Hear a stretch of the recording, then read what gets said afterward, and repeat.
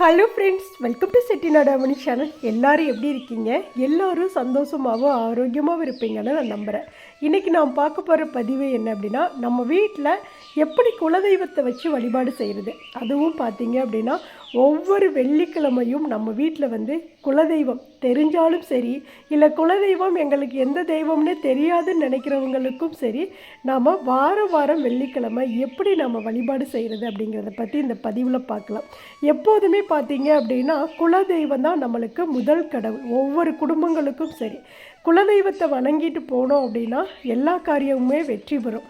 நம்மளுடைய குலத்தை நின்று காக்கக்கூடியது இந்த குலதெய்வம் தான். நம்மளுக்கு வரக்கூடிய ஆபத்துக்கள், தடைகள், வெற்றி பெறாமல் அப்படியே காரியங்கள், நல்ல நல்ல காரியங்கள்லாம் நின்று போகுது இல்லையா, அதெல்லாம் நல்ல வெற்றி பெற செய்கிறது நம்மளுடைய குலதெய்வம் தான். இப்படி நம்மளுடைய குலத்தை நின்று காக்கக்கூடிய நம்மளுடைய குலதெய்வத்தை நம்ம வீட்டில் எப்படி வச்சு வழிபாடு செய்யலாம் அப்படிங்கிறத இந்த பதிவில் பார்ப்போம். வாங்க வீடியோக்குள்ளே போவோம். நாளைக்கு பார்த்தீங்க அப்படின்னா தை அமாவாசை. இந்த தை அமாவாசைங்கிறது அதீத சக்தி பெற்ற ஒரு நாள். 12 வருஷத்துக்கு ஒரு முறை நடக்கக்கூடிய கும்பமேளா வருது நாளைக்கு தான். காவேரியில் பார்த்தீங்கன்னா அவ்வளோ சிறப்பாக முக்கடலும் சங்கமிக்கக்கூடிய அந்த இடத்துல 12 வருஷத்துக்கு ஒரு முறை நடக்கக்கூடிய அந்த அதீத சக்தி வாய்ந்த அந்த நாளில் ரொம்ப ரொம்ப அழகாக மகாதீபமெல்லாம் ஏற்றி வழிபாடு செய்வாங்க. அன்னைக்கு பார்த்தீங்க அப்படின்னா எல்லா தெய்வங்களுக்குமே இந்த தை அமாவாசையில் வரக்கூடிய இந்த தை அமாவாசை அன்னைக்குன்னு, தை மாதம் வரக்கூடிய தை அமாவாசை அன்னைக்குன்னு எல்லா தெய்வங்களுக்குமே பார்த்தீங்க அப்படின்னா அதீத சக்தி இருக்கிறதா சொல்லுவாங்க.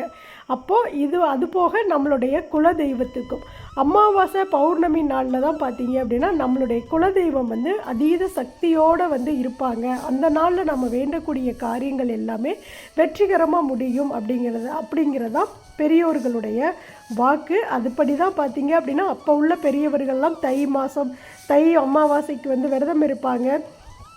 பௌர்ணமி நாளும் பார்த்தீங்க அப்படின்னா குலதெய்வத்தை போய் வழிபட்டு வருவாங்க. இப்படி நாம் எப்போதுமே நம்மளுடைய குலதெய்வத்தை நினைக்காம இருக்கவே கூடாது. எந்த ஒரு காரியங்கள் செய்தாலும் முதல்ல குலதெய்வம், அதுக்கப்புறம் நம்மளுடைய விநாயகர் பெருமான் அப்படி கும்பிடலாம். இல்லை ஃபஸ்ட்டு விநாயகரை கும்பிட்டு அதுக்கப்புறம் நம்மளுடைய குலதெய்வத்தை வணங்கிட்டு அதுக்கப்புறம் மற்ற கடவுள்கள் எல்லாத்தையுமே நம்ம கும்பிட ஆரம்பிக்கலாம். இப்போது நாளைக்கு தை அமாவாசை. நம்ம வாசல் மட்டும் கூட்டி விட்டுட்டு தண்ணி தெளித்து விட்டால் போதுமானது. வாசலில் கோலம் போட தேவையில்லை. காலையில் எந்திரிச்சு எப்போதும் போல் வாசல் தெளித்து விட்டுட்டு அதுக்கப்புறம் நம்ம நம்மளுடைய வேலைகளை செய்ய ஆரம்பிக்கலாம். நல்ல நேரம் பார்த்துட்டு நீங்கள் அந்த நேரத்தில் பார்த்தீங்க அப்படின்னா நாளைக்கு காலையிலையோ இல்லை அதிகாலையில் பிரம்ம முகூர்த்த நேரத்துலையோ, இப்போ நான் இந்த வீடியோவில் பார்த்தீங்க அப்படின்னா கோலம் போடுவேன். இது ஏற்கனவே எடுத்த வீடியோ, அதனால் நான் இதில் கோலம் போட்டு காட்டியிருப்பேன். இதை நீங்கள் வெள்ளிக்கிழமை செய்யலாம். இப்போ இதை இந்த வீடியோ வெள்ளிக்கிழமை எடுத்ததாக வச்சுக்கோங்க. வெள்ளிக்கிழமை கூட நம்ம இதே மாதிரி குலதெய்வத்தை நம்மளுடைய வீட்டில் வச்சு பூஜைகள் செய்யலாம். இப்போ நாளைக்கு அமாவாசைனால நம்ம கோலம் போடக்கூடாது இல்லையா. காலையில் எப்போதும் போல் எந்திரிச்சு குளிச்சுட்டு அதிகாலையில் பிரம்ம முகூர்த்த நேரத்தில் நம்மளுடைய குலதெய்வத்தை நினச்சி வழிபாடு செய்வது அவ்வளோ ஒரு சக்தி நாளைக்கு அந்த குலதெய்வத்துக்கு இருக்கும். அதனால அதிகாலையில் எந்திரிச்சு பார்த்தீங்க அப்படின்னா அந்த ஒரு நாள் மட்டும் கொஞ்சம் கஷ்டமாக இருந்தாலும் உங்களுடைய குலதெய்வத்தை நினச்சி வழிபாடு செய்யுங்க. அதே போல் பார்த்தீங்க அப்படின்னா காலையில் எங்களால் முடியாது அப்படின்னு நினைக்கிறவங்க, குழந்தை வச்சுருக்கோம், ரொம்ப உடம்பு சரியில்லை, காலைல குளிக்க முடியாது, இப்படிலாம் உள்ளவங்க ஈவினிங் 6 மணிக்கு மேலே கூட நம்மளுடைய குலதெய்வத்தை வழிபாடு செய்யலாம். 6 மணிக்கு மேலே தான் சக்தி அதிகமாக இருக்கும். அந்த இருட்டு, அமாவாசை இருட்டு எப்படி இருக்கும் அந்த டயத்தில் தான் எல்லா தெய்வங்களுக்கும் அதீத சக்தி இருக்குன்னு சொல்லுவாங்க. அப்போது நம்மளுடைய வீட்டில் இது மாதிரி நம்ம வழிபாடு செய்யலாம். சரி, ஓகே, குலதெய்வத்தை நாம் எப்படி வழிபாடு செய்வது அப்படின்னா, நான் பார்த்தீங்க அப்படின்னா எங்கள் ஊர் எனக்குள்ள குலதெய்வத்தில் குலதெய்வ கோயிலுக்கு போயிட்டு அங்கே போய் பொங்கல் வச்சு சாமி கும்பிட்டு நான் வரும்போது அங்கேருந்து ஒரு பிடிமண் எடுத்துகிட்டு வந்தேன். தெய்வங்களுக்கு முன்னாடி இருக்கக்கூடிய அங்கே பார்த்திங்கன்னா எங்களுடைய குலதெய்வத்தில் முன்னாடி துளசி மாடம் வச்சுருப்பாங்க. அதாவது கருவறைக்கு அடுத்து முன்னாடியே வச்சுருப்பாங்க. அந்த துளசி மாடத்துலேருந்து மண் எடுத்துகிட்டு வந்தேன். அதே போல் அந்த அம்பாள் வந்து அபிஷேகம் பண்ணி தண்ணி ஊற்றும் இல்லையா, அதுக்குள்ளே பார்த்திங்கன்னா குட்டி குட்டி மண்ணாக நிறைய இருக்கும். அந்த அம்பாளுடைய கிரீடத்துலேருந்து தண்ணி வழிஞ்சு ஊற்றுமில்ல அந்த பீடத்தில், அதில் பார்த்திங்கன்னா அதில் கொஞ்சம் மண் இருந்தது. அது கொஞ்சம் எடுத்துகிட்டு வந்து அப்புறம் குலதெய்வ கோயிலுக்கு வெளியில் கொஞ்சம் 3 இடத்துல மண் எடுத்துகிட்டு வந்து பிடி மண் எடுத்துகிட்டு வந்து அதை நான் என்ன பண்ணேன்னா ஒரு மண் கலையும் வாங்கிக்கிட்டேன். அந்த கலையத்தில் அந்த பிடி மண்ணை எப்படி வைக்கணும் அப்படின்னா, ஒரு மஞ்சள் துணி எடுத்துக்கோங்க, அதில் அந்த பிடி மண்ணை வந்து வச்சு அதில் வந்து பச்சை கற்பூரம், ஒரு 11 ரூபா காயின் இல்லைன்னா 1 ரூபா காயின், மஞ்சள், குங்குமம், ஜவ்வாது இதெல்லாமே வந்து அதில் போடலாம். மெயினாக பச்சை கற்பூரம் போடணும். போட்டு இது எல்லாமே பார்த்தீங்க அப்படின்னா அந்த மண்ணோடு சேர்த்து ஒரு மூட்டை மாதிரி அந்த மஞ்சள் துணியை கட்டி அந்த கலையத்தில் வந்து மஞ்சள் பூசி மஞ்சள் குங்குமம் வச்சு என்னுடைய குலதெய்வம் இருக்கக்கூடிய கருவறை அந்த கலையம்தான். அதனால் பார்த்தீங்கன்னா அந்த கலையத்துக்கு அவ்வளோ அழகாக அலங்காரம் செஞ்சுட்டு அந்த பிடி மண் நம்ம கட்டி வச்சுருக்கோம் இல்லையா மூட்டை, அதை வந்து அப்படியே வந்து அதுக்குள்ளே வைக்கணும். அந்த கலையத்துக்குள்ளே நம்ம அந்த மண்ணை வச்சதுக்கப்புறம் நீங்கள் உள்ளே காயின் போட்டு கூட வைக்கலாம். 11 ரூபா காயின் போட்டுட்டு அதுக்கு மேலே கூட இந்த பிடி மூட்டையை அப்படியே உள்ளே வைக்கலாம். இதெல்லாம் மூட நம்பிக்கை கிடையாது. உண்மையாலுமே இதை செஞ்சு பாருங்கள். இதுதான் நம்ம வீட்டில் வந்து நான் நம்மளுடைய பூஜை அறையில் வச்சுருப்பேன், நீங்கள் பார்த்துருப்பீங்க. அதுக்குள்ளே இருக்கக்கூடிய அந்த கலையத்துக்குள்ளே இருக்கக்கூடிய அந்த முடிச்சு வந்து என்னோடய குலதெய்வத்துடைய குலதெய்வமாக வச்சு நான் வழிபடக்கூடிய குலதெய்வத்தையோட பிடி மண்ணை தான் நான் வச்சுருக்கேன். அப்படி அந்த முடிச்சை வச்சுட்டு அதுக்கப்புறம் ஒரு எலுமிச்சங்கனி எப்போதுமே அந்த கலையத்துக்குள்ளே வைங்க. வெள்ளிக்கிழமை அதை மாற்றினா போதும். அது காஞ்சு போனதுக்கப்புறம் எடுத்து நம்ம வந்து கால்படாத இடத்துல போட்டாலும் சரி, இல்லை அப்படின்னா நம்ம வந்து ஓடுற தண்ணி ஆறு நீர்நிலைகளில் போட்டாலும் சரி, காஞ்சு போகிற வரைக்குமே அது இருக்கலாம், ஒன்றும் தப்பு கிடையாது. இல்லை வாரமே மாற்றலாம் அப்படின்னு நினைக்கிறவங்க அதில் வந்து அந்த எலுமிச்சங்கடியமும் உள்ளே போட்டுருங்க. போட்டுட்டு நம்ம தீபம் குலதெய்வத்துக்கு எப்போதும் மண் அகல் விளக்கில் தீபம் ஏற்றுங்க. அதுதான் ரொம்ப வந்து சக்தி வாய்ந்தது.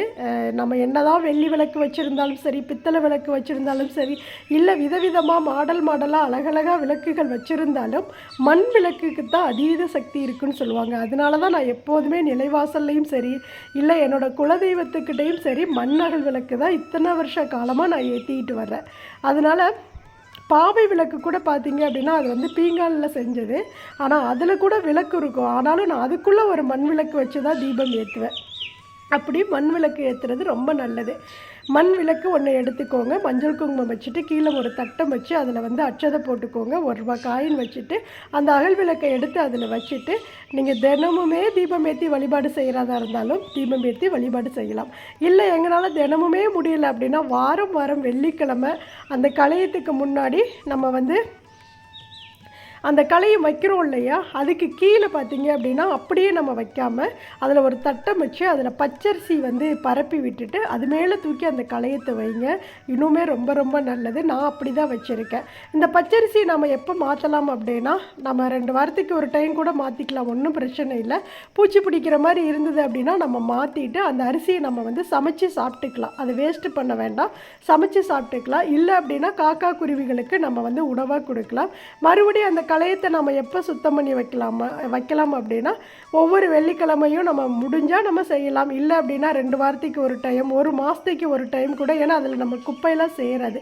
இப்போ நான் எங்கேயாவது வெளியில் போகிறேன், இப்போ கோவாலாம் போயிட்டு வந்தேன்ல, ரொம்ப லாங்கில் போகிறேன், எங்கேயாவது வெளியில் போகிறேன், நம்மளுக்கு ஒரு நல்ல காரியம் நடக்கணும், அதில் தடை இருக்கக்கூடாது, எனக்கு வீடு கட்டுற யோகம் வரணும், என் பசங்க எங்கே போனாலும் நல்லபடியாக வந்து திரும்பி வரணும், இப்படி நிறைய நம்மளுக்குள்ள ஒரு வேண்டுதல் இருந்துகிட்டே இருக்கும் இல்லையா. எங்கே போனாலும் தலை நின்று காத்தருளணும் அப்படின்னு நம்ம வந்து குலதெய்வத்தை எப்போதுமே வேண்டணும். அப்படி நாங்கள் வெளியில் போகிறப்பெல்லாம் என்ன பண்ணுவேன், 1 ரூபா காயின் போடுவேன். இல்லை அப்படின்னா 11 ரூபா காயினும் அந்த உண்டியலுக்குள்ளே பார்த்திங்கன்னா வெறும் காசாக தான் கிடக்கும். எந்த ஒரு காரியம் செஞ்சாலும் சரி, நான் வண்டி வாங்கும் போதும் பார்த்திங்க அப்படின்னா அதில் ஒரு 11 ரூபா போட்டுட்டு தான் போய் வண்டி எடுக்கவே போடும். அதே போல் கார் வாங்கும்போதும் அதில் ஒரு 11 ரூபா போட்டுட்டு தான் கார் வாங்க போனோம். ஏன் அப்படின்னா குலதெய்வ கோயில் ரொம்ப பக்கம் கிடையாது. நாங்கள் போனோம் அப்படின்னா 1 நாள் ஆகும், போயிட்டு ரிட்டர்ன் வர்றதுக்கே 1 நாள் 2 நாள் ஆகிடும்.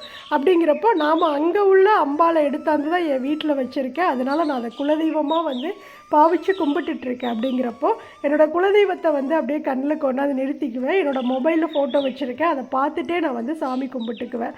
அந்த கலையத்துக்குள்ளே போடக்கூடிய அந்த காசை வந்து வருஷம் நான் குலதெய்வ கோயிலுக்கு போகும்போது அங்கே வந்து அம்பாளுக்கு வந்து புடவை எடுக்கிறதுக்காக யூஸ் பண்ணிக்குவேன். இல்லை அப்படின்னா அதை கொண்டு போய் பார்த்தீங்க அப்படின்னா உண்டியல், நாங்கள் அம்பாளுக்கு வச்சுருப்பாங்கல்ல உண்டியல், அதில் நான் வந்து போட்டுட்டு வந்துடுவேன். வருஷம் வருஷம் இப்படியே தான் நான் செஞ்சிட்ருக்கேன். இப்படி தான் செய்யணும்.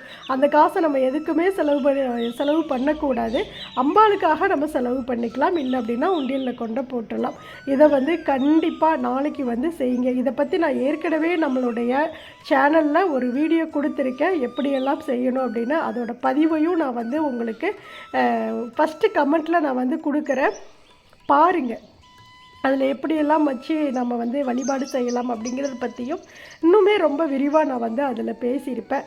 அதே போல் எப்போதும் பார்த்தீங்க அப்படின்னா அந்த தீபம் ஏற்றி முடிச்சிட்டோம் அப்படின்னாவே சாம்பிராணி காட்டிட்டு கற்பூர ஆரத்தி காட்டிடுங்க. ஏன்னா கற்பூர ஆரத்தி காட்டுறது ரொம்ப ரொம்ப நல்லது. நாளைக்கு தை அமாவாசை அன்னைக்குன்னு இந்த வழிபாடை மறக்காமல் செய்யுங்க. நீங்கள் பிரம்ம முகூர்த்த நேரத்தில் எந்திரிச்சு செய்ய முடியுது அப்படின்னா கண்டிப்பாக செய்யுங்க.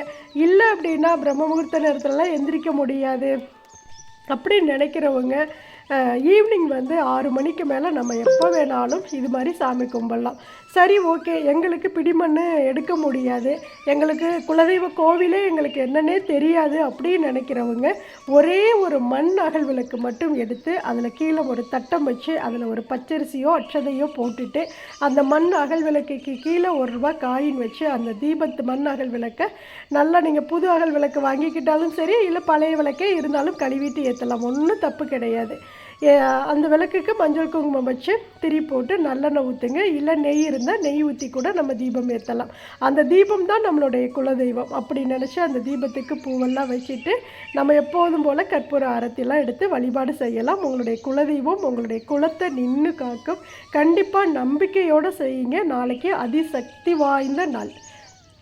இதை வந்து நான் ஏன் முன்கூட்டியே சொல்கிறேன் அப்படின்னா, நாளைக்கு நீங்கள் அந்த கலையும் வாங்கன்னு நினைக்கிறவங்க வாங்கிக்கலாம், விளக்கு வாங்கன்னு நினைக்கிறவங்க வாங்கிக்கலாம், இல்லை இருக்கிறத வச்சே நம்ம யூஸ் பண்ணலாம் அப்படின்னு நினைக்கிறவங்களும் கழுவிட்டு நீங்கள் யூஸ் பண்ணலாம், ஒன்றும் தப்பெல்லாம் கிடையாது. இதை கொடுத்தாதான் இப்படியெல்லாம் நீ புதுசு வாங்கி வச்சாதான் நான் வந்து அருள் கொடுப்பேன் அப்படின்னு எந்த தெய்வமும் சொல்லாது. தெய்வத்தை மனதார நம்ம வணங்கினாலே போதும், நம்மளுக்கு வந்து எல்லாமே நல்லபடியாக நடக்கும். அதோடு பார்த்தீங்க அப்படின்னா ஒவ்வொரு பூஜையும் நம்ம செஞ்சாலுமே வந்து எதுக்காக பூஜைகள் செய்கிறோம் அப்படின்னா, நம்ம வந்து செய்யக்கூடிய தொழில் வந்து தடை இல்லாமல் நடக்கணும். நம்ம நடத்தக்கூடிய அதாவது நம்மளுக்கு எங்கிருந்தெல்லாம் நம்மளுக்கு வருமானம் வருதோ அது வந்து எந்த ஒரு குறையில்லாமல் நடக்கணும். நம்மளுடைய கஷ்டங்களை வந்து தீர்க்கணும். நம்மளுடைய குடும்பம் வந்து சந்தோஷமாக இருக்கணும், மன நிம்மதியோடு இருக்கணும், ஆரோக்கியமாக இருக்கணும். அப்படின்னா இந்த மாதிரி பூஜைகளை நம்ம நம்பிக்கையோடு செய்யணும். அதோடு பார்த்திங்க அப்படின்னா நம்மளுடைய உழைப்பும் இருக்கணும். உழைப்பு இருக்கிற இடத்துல உயர்வு இருந்துகிட்டே இருக்கும். நம்மளுடைய கடவுள் வந்து உழைக்கிற இடத்துல தான் அவங்க வந்து அனுகிரகம் கொடுப்பாங்க. எப்போதுமே சோம்பேறித்தனமாக இருக்கக்கூடிய இடத்துல எந்த ஒரு தெய்வமுமே இருக்காது. உழைக்கிற இடத்துல, ஓயாது உழைக்கிற இடத்துல தான் பார்த்தீங்க அப்படின்னா தெய்வம் வந்து குடியிருக்கும் அப்படின்னு சொல்லுவாங்க. அதனால் நல்லா நம்மளுக்கு முடிஞ்ச அளவுக்கு முடிகிற இந்த காலத்தில் நம்ம உழைக்கணும், முடியாத காலத்தில் நம்ம ரெஸ்ட் எடுக்கணும். அப்போ தெய்வத்தோட கையை இன்னுமே நம்ம இறுக்கி பிடிச்சிக்கணும். இப்போ நம்ம வந்து தெய்வத்துக்கிட்ட வேண்டிட்டு நம்மளுடைய உழைப்பை நம்ம கொடுத்துட்டே இருக்கணும். அதன் மூலம் தான் நம்ம வந்து உயர்வு அடைஞ்சிட்டே இருப்போம். அதுக்கப்புறம் பார்த்திங்க அப்படின்னா உழைப்பு அதுக்கப்புறம் ஆன்மீகத்துக்குள்ளே இன்னும் அதீத ஈடுபாடோடு நம்ம வந்து உள்ளே போயிடுவோம். அப்போ பார்த்திங்கன்னா தெய்வங்கள் எல்லா தெய்வத்தையும் நம்ம அவங்களுடைய கையை வந்து பிடிச்சிக்கணும். இப்படி நாம் வந்து இருந்து நாம் வாழ்ந்தால் தான் நம்மளுடைய வாழ்க்கையில் கண்டிப்பாக முன்னேற முடியும். நம்பிக்கையோடு செய்யுங்க. நம்பிக்கையோடு செய்யக்கூடிய எந்த ஒரு காரியமுமே வெற்றி அடையும். இப்போ ஒரு தொழில் தொடங்குகிறோம் அப்படின்னா நம்ம என்ன நினைப்போம், நம்மளுடைய கடை வந்து நல்லா வியாபாரம் ஓடணும், இங்கே வந்து நிறைய கஸ்டமர் வரணும், இதன் மூலயமா நம்ம வந்து நல்லா சம்பாதிக்கணும், சீக்கிரம் வந்து வறுமை இல்லாமல் வாழணும், சீக்கிரம் பணக்காரவங்களாகணும், நல்ல ஒரு வீடு கட்டணும், இப்படியெல்லாம் நினைப்போமில்ல. அது என்னது? நம்பிக்கை தானே. நம்ம நம்பிக்கை வச்சு தானே நம்மளுடைய ஒரு கடை ஓப்பன் பண்ணுறதா இருக்கட்டும், இல்லை அப்படின்னா ஏதோ ஒரு தொழில் செய்கிறதா இருக்கட்டும், நம்ம நல்லா வருவோங்கிற ஒரு நம்பிக்கையில் தானே செய்கிறோம். அதே மாதிரி தான் இதுவும். நம்பிக்கையோடு செய்யுங்க. கடவுளை நினைத்து வணங்குறவங்க என்றைக்குமே கைவிட மாட்டாங்க. அதனால் நாளைக்கு தை அமாவாசை அன்னைக்குன்னு அந்த அதீத சக்தி நாளில் கண்டிப்பாக இந்த பூஜையை எல்லார் வீட்லேயும் செய்யுங்க. இந்த பதிவு உங்களுக்கு பிடிச்சிருந்தது அப்படின்னா எல்லாருக்கும் இதை ஷேர் பண்ணுங்கள், ஒரு லைக் கொடுங்க. தேங்க்ஸ் ஃபார் வாட்சிங். நன்றி, வணக்கம். அனைவருக்கும் நல்லதே நடக்கும்.